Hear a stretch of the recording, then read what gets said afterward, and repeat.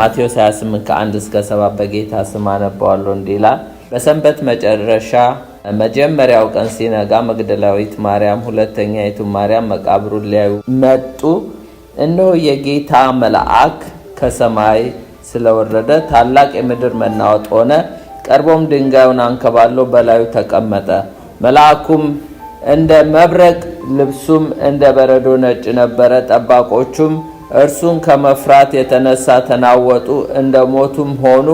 መልአኩም መልሶ ሴቶቹን አላቸው፣ እናንተስ አትፍሩ፣ የተሰቀለውን ኢየሱስን እንድትሹ አውቃለሁና እንደ ተናገረ ተነስቷል፣ በዚህ የለም። የተኛበትንም ስፍራ ኑና እዩ። ፈጥናችሁም ሂዱና ከሙታን ተነሳ፣ እነሆም ወደ ገሊላ ይቀድማችኋል፣ በዚያም ታዩታላችሁ ብላችሁ ለደቀ መዛሙርቱ ንገሯቸው ይላል። እንጸልይ። እግዚአብሔር አምላካችን ሆይ በመካከላችን ስላለ እናመሰግናለን። በቃል ደግሞ ተናገረን፣ አስተምረን። መንፈስ ቅዱስ ሆይ በኢየሱስ ክርስቶስ ስም ማንኛውም ኃይል በኢየሱስ ስም የታሰረ ይሁን። አሁን ጌታ ሆይ በቃል በፍጹም ግልጽነት ወደኛና አንተ ደግሞ ጌታ ሆይ ከሞት የተነሳውን ኢየሱስን እንድንሰማ ተረዳን ዘንድ እንጸልያለን። ቀሪ ጊዜያችንን ባርክልን። እኔም በፍጹም ግልጽነት መናገር እንድችል እርዳኝ፣ በኢየሱስ ስም አሜን። እንደተናገረ ተነስቷል፣ በዚህ የለም የሚል ነው ርዕሱ። እንደተናገረ ተነስቷል፣ በዚህ የለም የሚል ነው። ቁጥር 6 ላይ እንደተናገረ ተነስቷልና በዚህ የለም፣ የተኛበትን ስፍራ ኑና እዩ፣ ፈጥናችሁ ሂዱና ከሙታን ተነሳ፣ እነሆ ወደ ገሊላ ይቀድማችኋል፣ በዚያም ታዩታላችሁ ብላችሁ ለደቀ መዛሙርቱ ንገሯቸው ይላል። ነገሩ ምንድነው?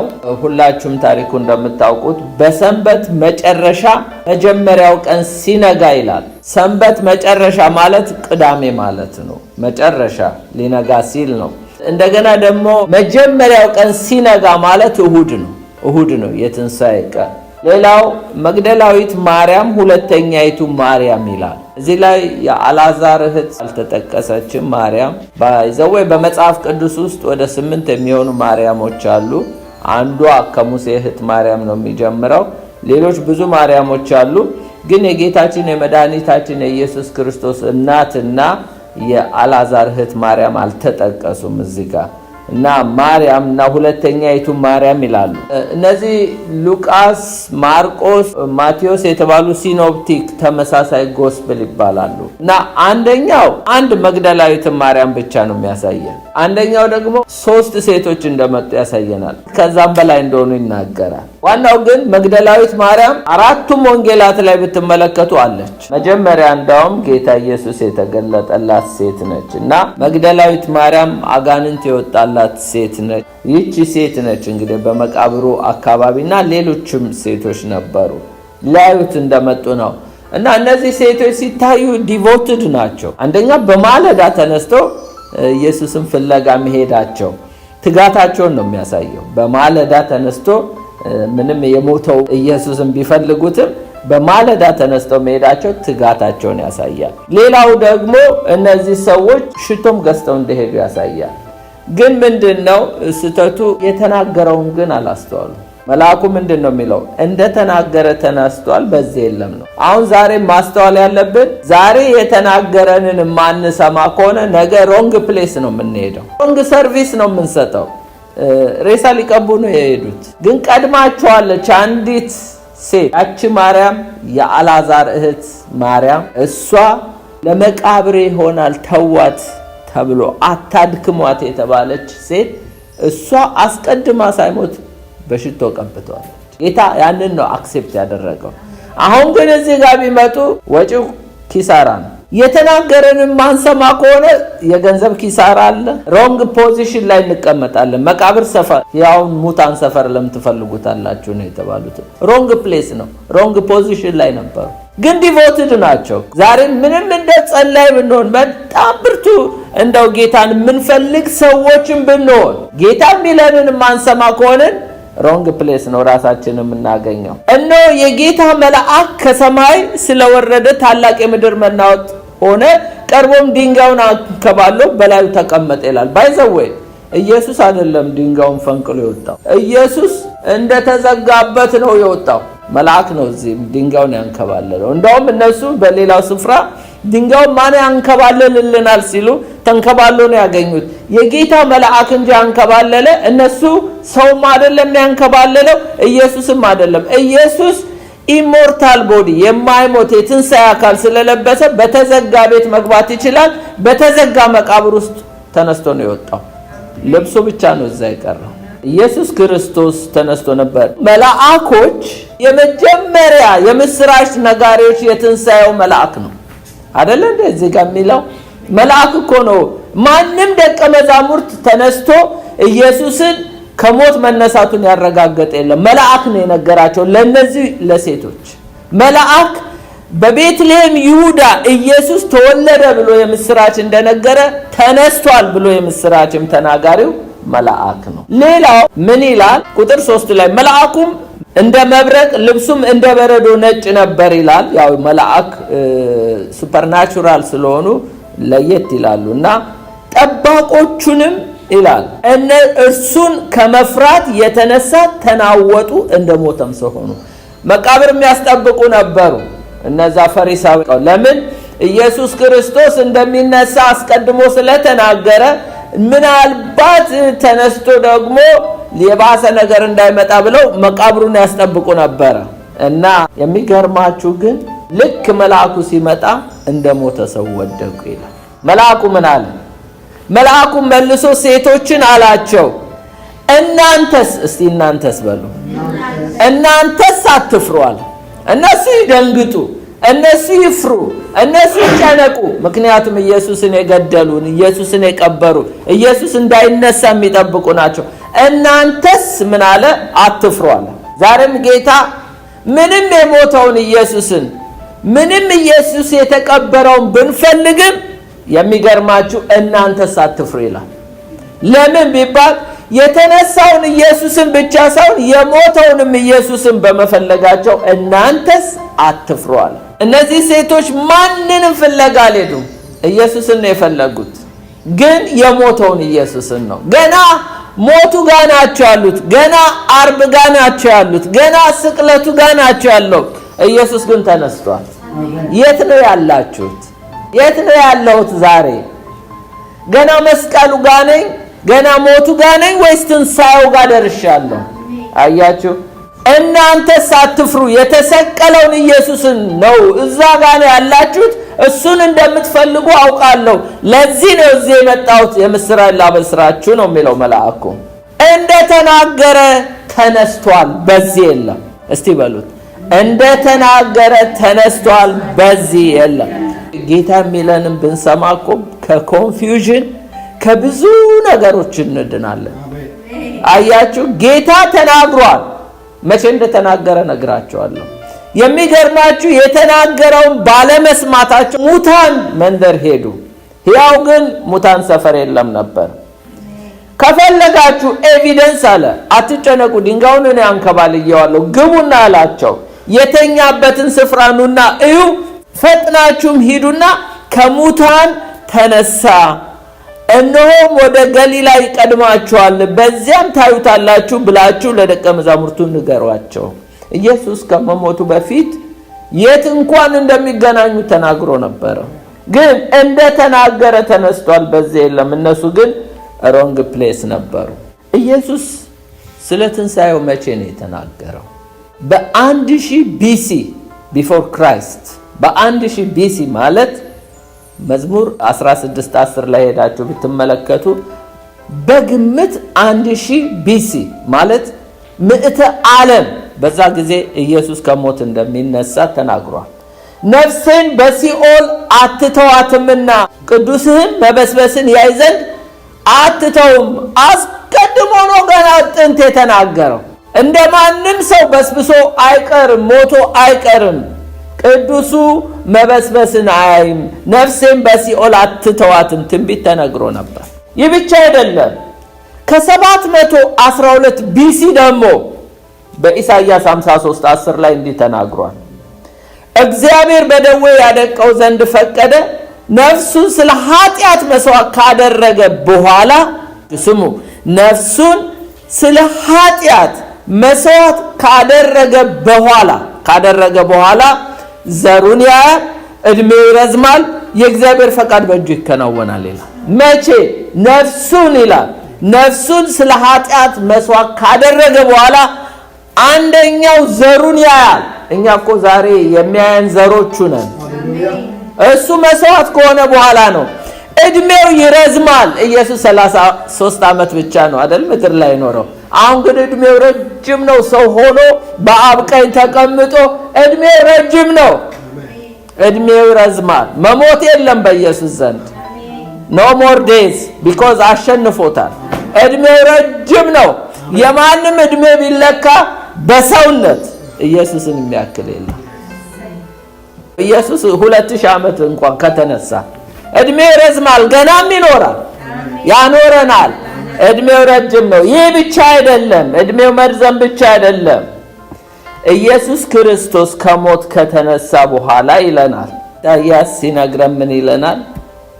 የእግዚአብሔር ፈቃድ በእጁ ይከናወናል። እኛ የምናየው 3 ዓመት ተኩል የተከናወነውን ፈቃድ።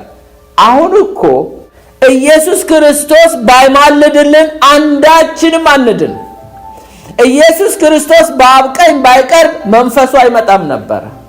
የእግዚአብሔር ፈቃድ እየተከናወነ፣ የእግዚአብሔር ፈቃድ ደግሞ ሰዎች ሁሉ እንዲድኑ ነው። ኢየሱስ ግን ስለ አመፀኛው እየማለደ በአብ ቀኝ ይኸው ዛሬኛ ተርፈናል። ዘሩ ዝም ብሎ አይደለም የታየው፣ የኢየሱስ ክርስቶስ የክህነት አገልግሎት ነው አሁን በአብ ቀኝ። ስለዚህ የአባቱ ፈቃድ አሁንም እየተከናወነ። ይህ እንግዲህ እነሳለሁ ብሎ የተናገረው እግዚአብሔር በደዌ ካደቀቀው በኋላ ነፍሱን ስለ ኃጢአት መስዋዕት ካደረገ በኋላ የተነሳው ኢየሱስ ዘሩን እያየ እድሜው ረዝሞ ደግሞ የአባቱ ፈቃድ እየተከናወነ ነው። ሌላው ኢየሱስ እነሳለሁ ብሎ የተናገራቸው ለመሞት 1 ዓመት ሲቀረው በግምት ማቴዎስ 16:21 ላይ ከዚያን ቀን ጀምሮ ኢየሱስ ወደ ኢየሩሳሌም ይሄድ ዘንድ ከሽማግሌዎች፣ ከካህናቶች አለቆች፣ ከጻፎችም ብዙ መከራ ይገደል ዘንድ በሶስተኛው ቀን ይነሳ ዘንድ፣ አስምሩልኝ፣ በሶስተኛው ቀን ይነሳ ዘንድ እንዲገባው ለደቀ መዛሙርት ይገልጥላቸው ጀመር ይላል። ያውም ደግሞ እኮ በመገለጥ ነበር የሚነግራቸው። አይገርማችሁ? ግን እንደተናገረ እንደተነሳ አንዳቸውም አላስተዋሉ። ይሄ ከ1 ዓመት በፊት ነው ይላሉ። ከ1 ዓመት በፊት ኢየሱስ ክርስቶስ ከመሞቱ 1 ዓመት በፊት ከዚያን ቀን ጀምሮ ኢየሱስ ወደ ኢየሩሳሌም ይሄድ ዘንድ ከሽማግሌዎችና ከካህናት ከአለቆችም ከጻፎችም ብዙ መከራ ይገደል ዘንድ በሶስተኛው ቀን ይነሳ ዘንድ እንዲገባው ለደቀ መዛሙርቶች ይገልጥላቸው ጀመር ይላል። እንግዲህ ማቴዎስ 28 ላይ ነው ቅድም ያነበብኩላችሁ መነሳቱን መልአኮቹ ያበሰሩት። ማቴዎስ 26 ላይ ደግሞ እንደዚህ የሚል ቃል አለ። በዚያን ጊዜ ማቴዎስ 26 ከ31 እስከ 32 በዚያን ጊዜ ኢየሱስ በዚያች ሌሊት ሁላችሁ በእኔ ትሰናከላላችሁ፣ እረኛውን እመታለሁ፣ የመንጋውንም በጎች ይበተናሉ የሚል ተጽፏልና ከተነሳው በኋላ ግን ወደ ገሊላ እቀድማቸዋለሁ አላቸው። ጴጥሮስም መልሶ ሁሉም በአንተ ቢሰናከሉ እኔ አልሰናከልም አለ። ጌታ ኢየሱስ ከመሞቱ በፊት ለነዚህ ሰዎች ምን ብሏል? ከተነሳው በኋላ ግን ወደ ገሊላ እቀድማቸዋለሁ ብሏቸው ነበረ። ለዚህ ነው መልአኩ ምን አላቸው? እንደተናገረ ተነስቷልና በዚህ የለም፣ የተኛበት ስፍራ ኑና እዩ፣ ፈጥናችሁ ሂዱና ከሙታን ተነስቷል እና እነሆ ወደ ገሊላ ይቀድማችኋል፣ በዚያም ታዩታላችሁ ብላችሁ ለደቀ መዛሙርቱ ንገሯቸው ያለው አስቀድሞ ተናግሮ ነበር። ታዲያ ጌታ ኢየሱስ እንደተናገረ መነሳቱ እርግጠኛ ያደረገበት ነው። በመላእክቶቹ ኮንፈርሜሽን ሰጠ። The doctrine of the resurrection of Christ የሚል ነው ዋናው የመልእክቴ ክፍል። የክርስቶስ ኢየሱስ የትንሣኤ ትምህርት ማለት ነው። የክርስቶስ ትንሣኤ the resurrection of Christ is ምን እንደሆነ እንመለከታለን። አንደኛ በነቢያት አስቀድሞ የተነገረ ነው። በነቢያት አስቀድሞ እንደተነገረ ቅድም በመዝሙረ ዳዊት ምዕራፍ 16:10 እና በኢሳይያስ 53:10 እንዳየነው አስቀድሞ እንደሚነሳ በነቢያት የተነገረው ነው የተፈጸመው። ስለዚህ ኢየሱስ ክርስቶስ ከሞት እንደሚነሳ ከ1000 BC እና በ712 BC ተናግሯል። ሌላው the resurrection of Christ is completion. completion ማለት ምን ማለት ነው? የማዳን የሪደምፕሽን ስራው ኮምፕሊት የሆነበት እንደሆነ ነው ማለት ኢየሱስ ክርስቶስ የደህንነት ስራውን የማዳን ስራውን የፈጸመበት የማዳን ስራውን እንደፈጸመ የሚያሳየን ሐዋርያ ሥራ ምዕራፍ 2 ከ23 እስከ 4 እንዲላል እርሱም በእግዚአብሔር በተወሰነ ሐሳቡ በቀደመው ዕውቀቱ ተሰጥቶ በአመፀኞች እጅ ሰቀላችሁት፣ ገደላችሁት። እግዚአብሔር ግን የሞትን ጣር አጥፍቶ አስነሳው፣ ሞት ይዘው ዘንድ አልቻለም። በአዲሱ ትርጉም በደንብ ላንብብላችሁ ግልጽ እንዲሆንላችሁ። እግዚአብሔር በጥንት ውሳኔውና ፕሪዴስቲኔሽኑ ነው፣ በቀደመ ዕውቀቱ ፎርኖሌጁ ነው። ይህን ሰው አሳልፎ በእጃችሁ ሰጣችሁ። ማንን? ኢየሱስን። እግዚአብሔር አስቀድሞ ኢየሱስ እንደሚሰዋ እንደሚሞት በእነዚህ ሰዎች እጅ አሳልፎ እንደሚሰጥ አስቀድሞ ወስኗል፣ አስቀድሞ አውቋል። የእግዚአብሔር ፕሪዴስቲኔሽን አለ፣ እንደገና የእግዚአብሔር ፎርኖሌጅ ዕውቀት አለ። አሳልፎ ሰጣችሁ ይላል። እናንተም በክፉ ሰዎች እጅ ሰቀላችሁት፣ በሮማውያን ጨካኞች ገደላችሁት። እግዚአብሔር ግን የሞትን ጣር አስወግዶ አስነሳው፣ ሞት ሊያስቀረው አልቻለም። እስቲ ሞት ሊያስቀረው አልቻለም በሉ። ለምን? የሪደምፕሽን ስራ ሊሰራ እንጂ ኢየሱስ የመጣው ሞቶ ሊቀር አይደለም። ኢየሱስ ክርስቶስ የሪደምፕሽን ስራው አኮምፕሊሽ ከሆነ በኋላ ሞት ይዘው ዘንድ አልቻለም። ለምን? ለሁለት ነገር። አንደኛው እንደ አምላክ ክርስቶስ ሞቶ ሊቆይ አይችልም። አምላክ ሞቶ አይቀርም። ኢየሱስ ስብዕና ብቻ አይደለም ያለው፣ ዲቪኒቲ ስላለው ሞቶ አይቀርም። ሁለተኛው እንደ አዳኝ ክርስቶስ ከመቃብር መውጣት ነበረበት። ስለዚህ ኢየሱስ ከሞት ተነስቶ ነው አሁን እያንዳንዳችንን ከሞት ያዳነን። ስለዚህ ሙታን የነበርነው ሕያዋን የሆነው እሱ ከሞት ተነስቶ ነው። ግን በእግዚአብሔር ፕሪዴስቲኔሽን እና ፎርኖሌጅ ኢየሱስ ክርስቶስ አልፎ እንዲሰጥ ነበረ። ለምንድነው? የሪደምፕሽን ስራ እንዲሰራ። በኋላ ግን እናንተ ክፉ ሰዎች እጅ ሰቀላችሁት፣ ገደላችሁት። እግዚአብሔር ግን የሞትን ጣር አስወግዶ አስነሳ። ለምን? ሞቶ እንዲቀር አይደለም። ሪደምፕሽን ስራ ሊሰራ ነው፣ ሰራ። the resurrection of Christ is confirmation ነው። ክርስቶስ ማን እንደሆነ ማረጋገጫ ነው። ክርስቶስን ማን እንደሆነ ማረጋገጫ ነው የክርስቶስ ትንሣኤ። የመጀመሪያው አልኳችሁ በነቢያት የተነገረ ማፈጻጸም ነው። ሌላው ግን ኮምፕሊሽን ወይም ደግሞ አኮምፕሊሽ ያደረገበትን ወይም ደግሞ የእግዚአብሔር ስራ የሪደምፕሽን ስራው የተጠናቀቀበትን የሚያሳየን ነው። ሶስተኛው ግን ኮንፈርሜሽን ነው። ክርስቶስ ማን እንደሆነ ማረጋገጫ ነው። ሮሜ 1 ከ3 እስከ 4 እንዲላል ይህ ወንጌል በሥጋ ከዳዊት ዘር ስለተወለደና እንደ ቅድስና መንፈስ ግን ከሙታን መነሳት የተነሳ በኃይል የእግዚአብሔር ልጅ ሆኖ ስለተገለጠ ስለ ልጁ ነው፣ እርሱም ጌታችን ኢየሱስ ክርስቶስ ነው ይላል። እዚህ ጋር ሁለት ነገር እናያለን። ኮንፈርሜሽን ነው። የኢየሱስ ከሙታን መነሳት ሁለት ነገር ያረጋግጥልናል። አንደኛው ይህ ወንጌል በሥጋ ከዳዊት ዘር ተወለደ ይላል።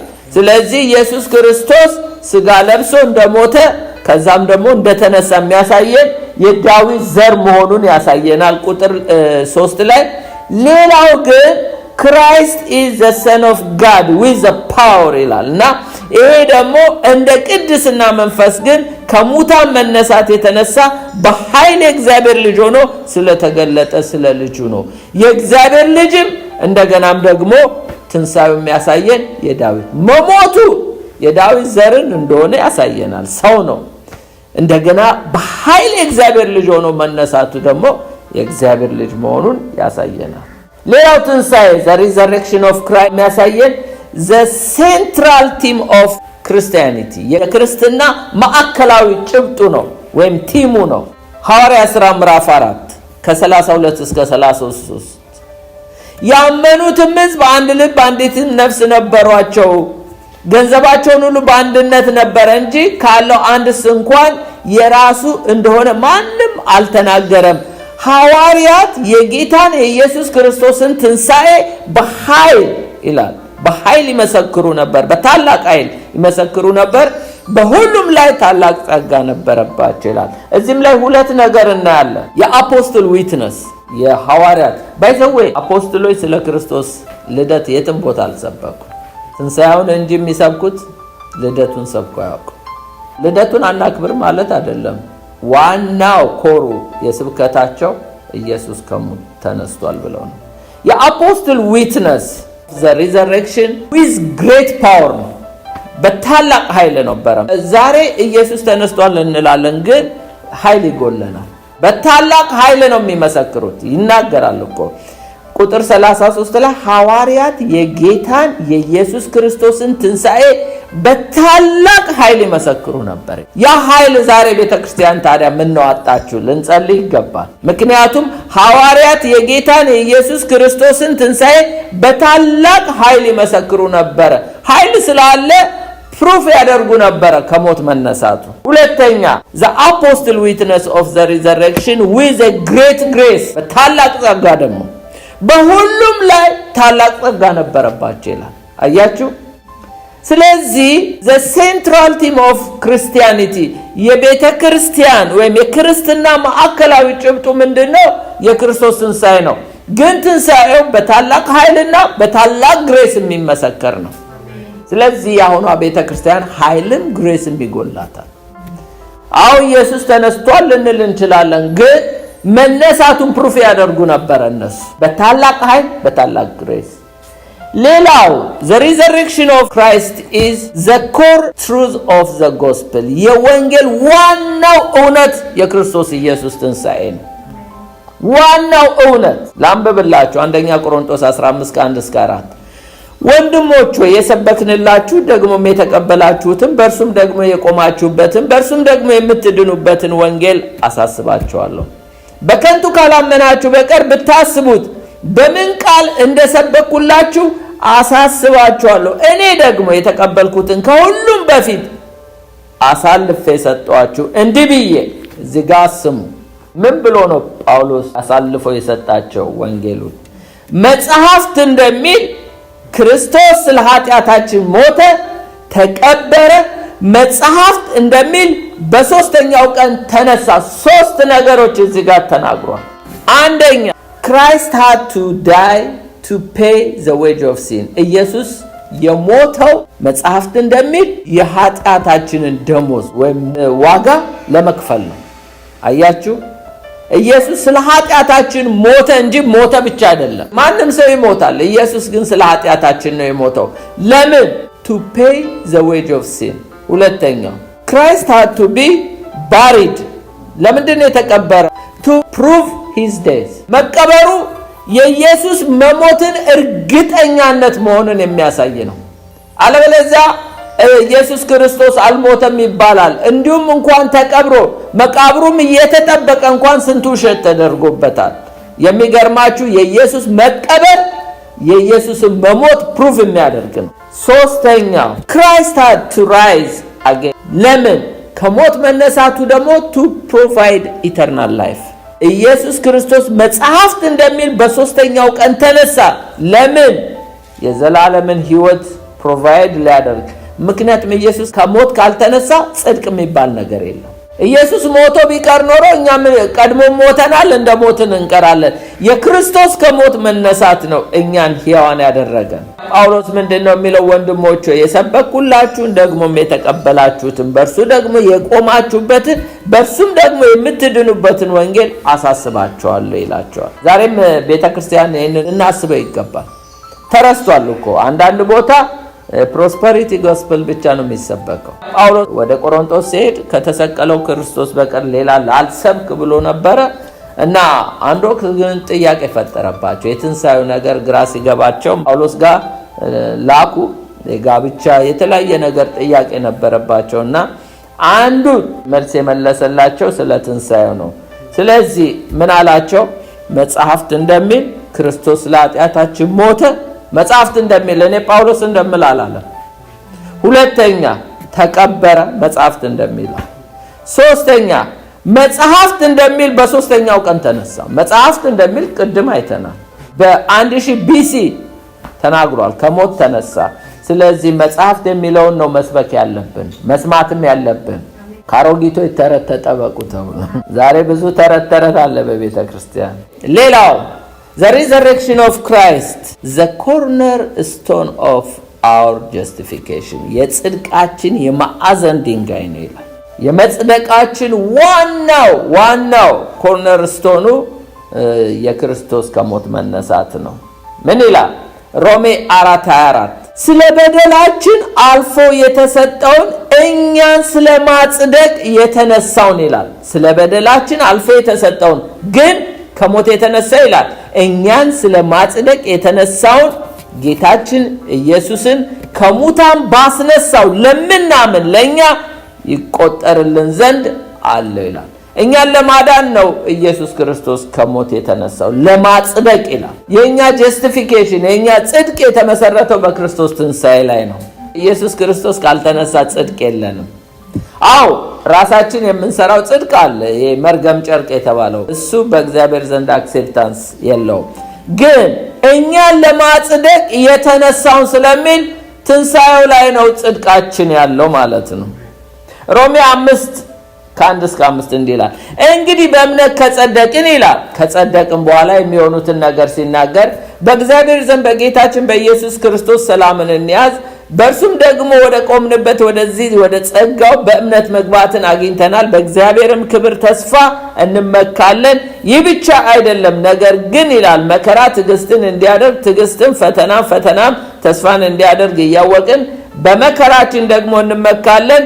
በተሰጠንም በመንፈስ ቅዱስ የእግዚአብሔርን ፍቅር በልባችን ስለፈሰሰ ተስፋው አያሳፍረንም ይላል። አንደኛው የክርስቶስ ኢየሱስ መሰቀል መሞት ስለ በደላችን አልፎ መሰጠቱን ነው የሚያሳየው። ኢየሱስ the wage of sin ማለት ዴዝ ነው አይደል? ኢየሱስ ደግሞ ኃጢአት አያውቅም። ስለዚህ ኃጢአት ካላወቀ ሞት አይገባውም። ለምን ሞተ ቢባል በእኛ ፋንታ ነው፣ እኛን ሰብስቲቲዩት አድርጎ ነው። ቁጥር 25 ላይ እንደዛ ነው። ደግሞ ምን ይላል? እኛን ስለማጽደቅ የተነሳውን የጌታችን የኢየሱስ ክርስቶስ ከሙታን ባስነሳው ለምናምን ለኛ ይቆጠርልን ዘንድ ነው ይላል። እንግዲህ በእምነት ከጸደቅን ይላል። 5 ነገሮች እዚህ ጋር ያዙ። እንግዲህ በእምነት ከጸደቅን አንደኛ through justification ሁሉም አማኝ ይሆናል። ሰው በክርስቶስ ጽድቅ ሁሉም አማኝ እንደሚሆን ነው ማለት። በክርስቶስ ጽድቅ ለሚያምን ሁሉም አማኝ ይሆናል። ሁለተኛ በክርስቶስ ጽድቅ ደግሞ አማኝ ሁሉ ሰላም ይኖረዋል። ምን ይላል? በእግዚአብሔር ዘንድ በጌታችን በኢየሱስ ክርስቶስ ሰላምን እንያዝ ይላል። ስለዚህ ፒስ ዊዝ ጋድ ከጌታ ጋራ ከእግዚአብሔር ጋራ ሰላም ይኖረናል። በእምነት ከጸደቅን ነው። በእምነት ከጸደቅን ከእግዚአብሔር ጋር ሰላም ይኖረናል።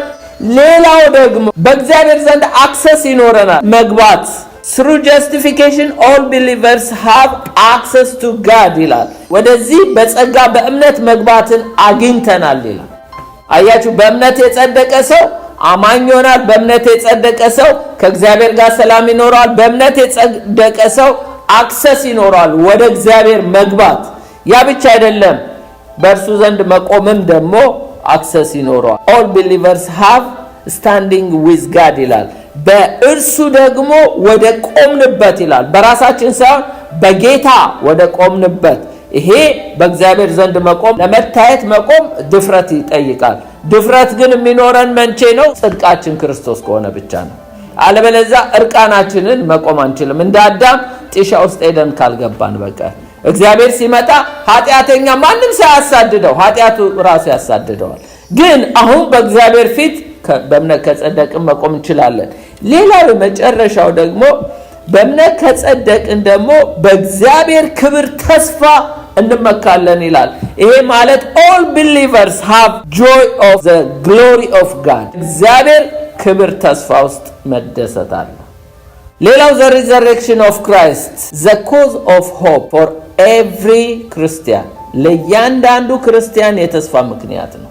እስቲ ለእኔ የተስፋ ምክንያት ነው የምትሉ የክርስቶስ ትንሣኤ ለእያንዳንዱ ክርስቲያን የተስፋ ምክንያት ነው።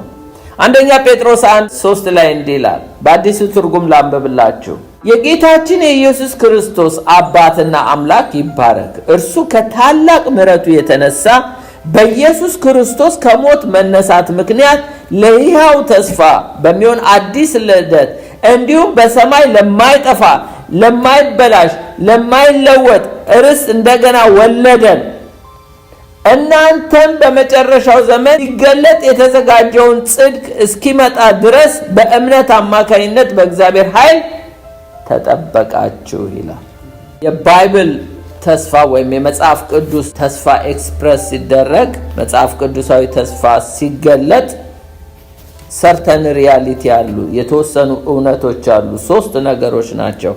አንደኛ የሚኖረው ተስፋ ሕያው ተስፋ ነው። በጌታችን የኢየሱስ ክርስቶስ አባት አምላክ ይባረክ ካለ በኋላ እርሱም ከታላቅ ምሕረቱ የተነሳ በኢየሱስ ክርስቶስ ከሞት መነሳት ምክንያት ለሕያው ተስፋ ይላል።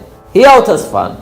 ታውቃላችሁ፣ ለሕያው ተስፋ በሚሆን አዲስ ልደት ይላል። የመጽሐፍ ቅዱስ ተስፋ ሕያው ተስፋ ነው። ማንም ሰው እንደሚገባላችሁ አይነት ተስፋ አይደለም። ይሄ ሕያው ተስፋ ነው።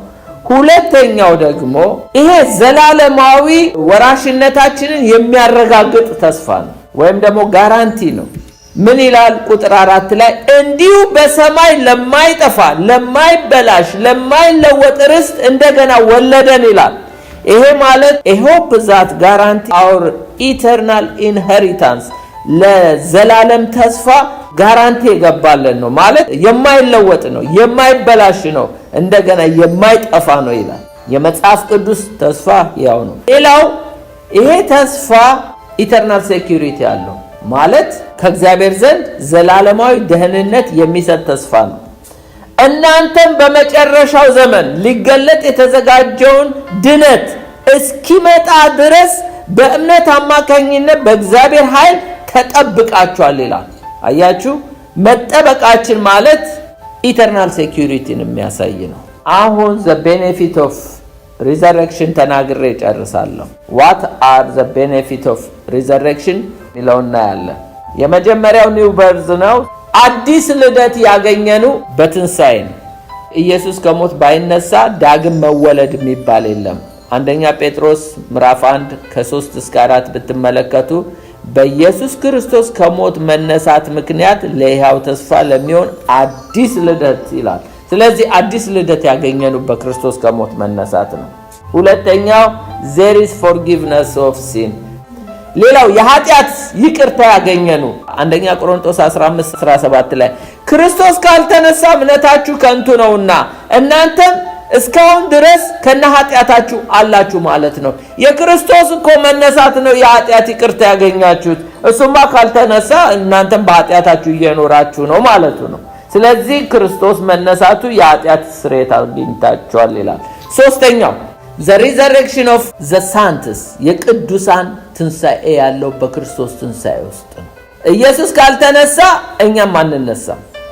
አያችሁ፣ የክርስቶስ መነሳት ሁለተኛ ቆሮንቶስ 4:14 ላይ ምክንያቱም ጌታ ኢየሱስ ክርስቶስ ከሙታን ያስነሳ እኛን ደግሞ ከእርሱ ጋር አስነስቶ ከእናንተ ጋር በፊቱ እንደሚያቀርበን እናውቃለን ይላል።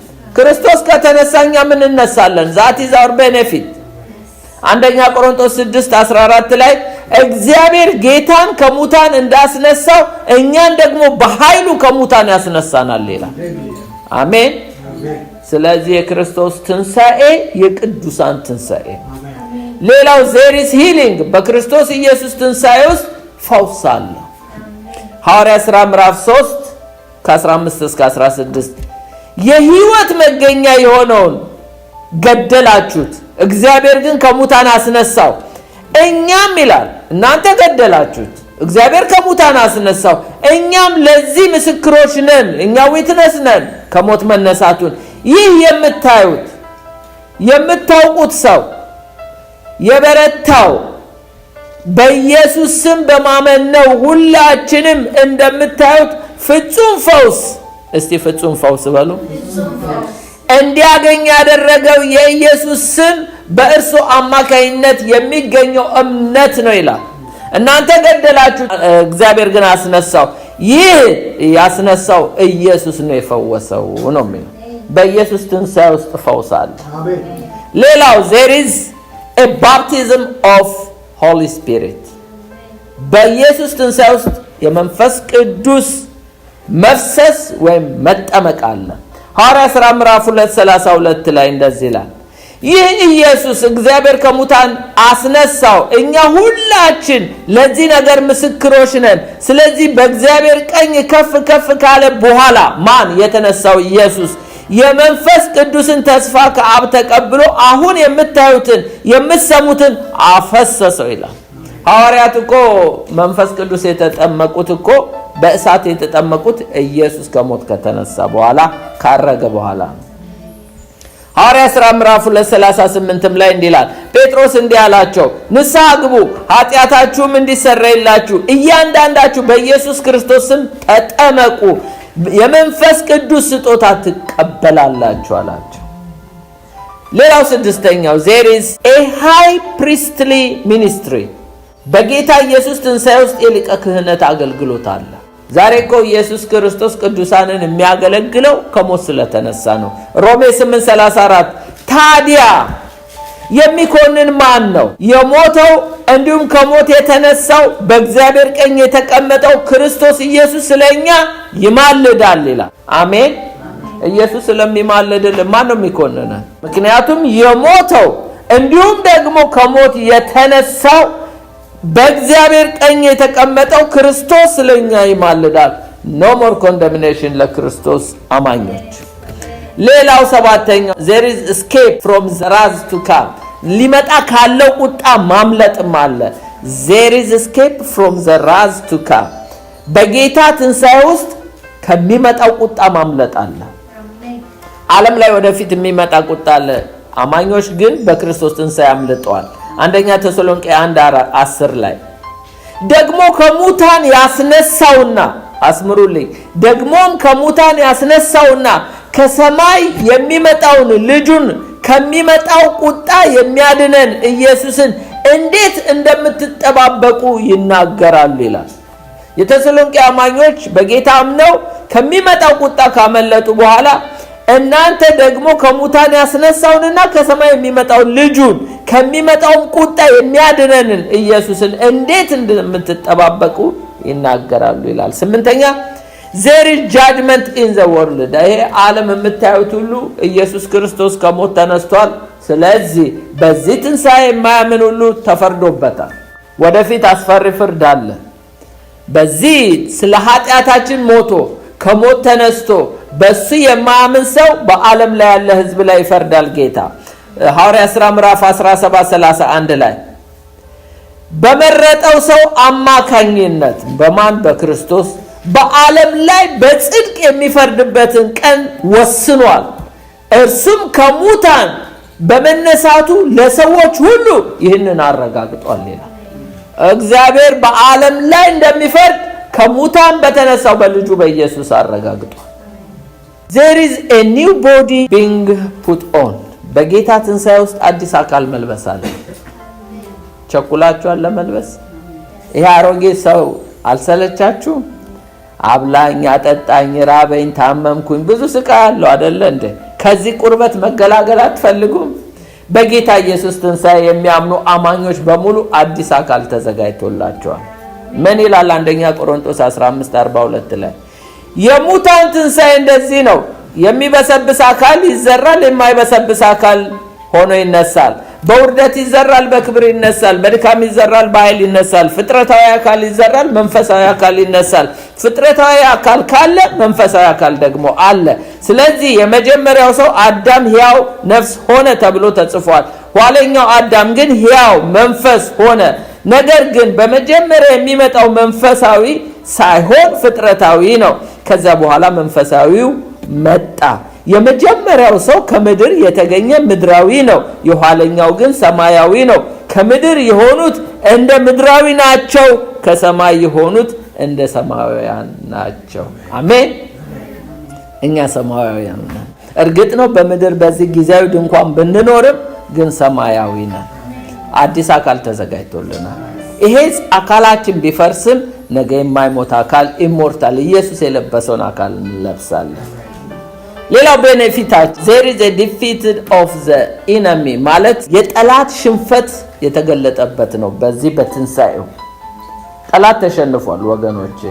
ኤፌሶን 1:20 ላይ ክርስቶስ ከሙታን ሲያስነሳውና በሰማይ ስፍራ በቀኙ ሲያስቀምጠው ከሙታን ከተነሳ በኋላ በሰማይ ስፍራ ከተቀመጠ በኋላ የተቀመጠው ከግዛት ከስልጣን ከኃይላት ከጌትነት እንዲሁም በአሁኑ ዘመን ብቻ ሳይሆን በሚመጣው ዘመን ቢሆን ሊሰየም ከሚችለው ስም ሁሉ በላይ ነው ይላል። ብዙ ስልጣናት ኃይላትን ሁሉ ገፎ ነው ኢየሱስ ክርስቶስ ከሲኦል ቁልፉን ነጥቆ በአብ ቀኝ ሄዶ የተቀመጠው። ስለዚህ ጠላት ተሸንፏል ወገኖቼ። በሰማይ ስፍራም አልተገኘለትም። ሰይጣን እኮ ዛሬ እባብና ጊንጡን ትረግጡ ዘንድ በጠላት ኃይል ሁሉ ላይ ስልጣንን ሰጧችሁ፣ የሰላም አምላክ እግዚአብሔር ሰይጣንን ፈጥኖ ከእግራችሁ በታች ይቀጠቅጣል የሚለው እኮ ከእግራችን በታች የተረገጠው ኢየሱስ በአብ ቀኝ ስላለ ነው። እኛ ደግሞ በክርስቶስ ስለተሰወርን ከሱ ጋር በሰማይ ስፍራ ስላለን እባቡ ከእግራችን በታች ነው። ሌላው ቤኔፊታችን የኢየሱስ ክርስቶስ ትንሣኤ ጽድቃችን የተዘጋጀበት ወይም በጌታ ትንሣኤ ውስጥ መጽደቅ there is justification in the resurrection of the Lord ሮሜ 4:24 ላይ ነገር ግን እግዚአብሔር ጽድቅ አድርጎ ለሚቆጥርልን ጌታችንን ኢየሱስን ከሙታን ባስነሳው በእርሱ ለምናምን ለኛ ጭምር ነው። እርሱ ስለ ኃጢአታችን እንዲሞት አልፎ ተሰጠ። እኛን ጻድቃን አድርጎ ለማቅረብ ከሞት ተነሳ። እኛን ጻድቃን አድርጎ ለማቅረብ ከሞት ተነሳ። በሉስቲ ጻድቃን አድርጎ ለማቅረብ ከሞት ተነሳ። በአብ ዘንድ እኮ እኛ ጻድቃን የተባልነው እኮ እኛን ለማቅረብ ነው። ጻድቃን አድርጎ እሱ ከሞት የተነሳው። ሌላው የኢየሱስ ክርስቶስ ትንሣኤ there is indeed faith in the resurrection of the Lord ይላልና በኢየሱስ ክርስቶስ ትንሣኤ እምነታችንን ያረጋግጣል። ትንሣኤው በጌታ ትንሣኤ ውስጥ እምነታችን ወይም ደግሞ ያመነውን እርግጠኛ የምንሆንበት ነው። አንደኛ ቆሮንቶስ 15:14-17 ክርስቶስ ካልተነሳ ስብከታችን ዋጋ ቢስ ነዋ፣ እምነታችሁ ከንቱ ነዋ ይላል። እምነታችሁ እኮ የተረጋገጠው ክርስቶስ ከሞት መነሳቱ ነው። አለበለዚያ እምነታችሁ ከንቱ ነዋ ይላል። ስለዚህ በላይ እግዚአብሔር ክርስቶስን ከሞት አስነስቷል ብለን በመመስከራችን ሐሰተኞች የእግዚአብሔር ምስክሮች ሆነን ተገኝተናል። ሙታን የማይነሱ ከሆነ ክርስቶስ አልተነሳም ማለት ነዋ። ምክንያቱም ሙታን ካልተነሱ ክርስቶስ አልተነሳማ። ክርስቶስ ካልተነሳ እምነታችሁ ከንቱ ነዋ። እናንተም እስካሁን ድረስ ከነ ኃጢአታችሁ አላችሁ። የክርስቶስ እኮ መነሳት ነው እናንተን አማኝ ያደረጋችሁ። ክርስቶስ አልተነሳም ብለው የሚያስተምሩ ነበር።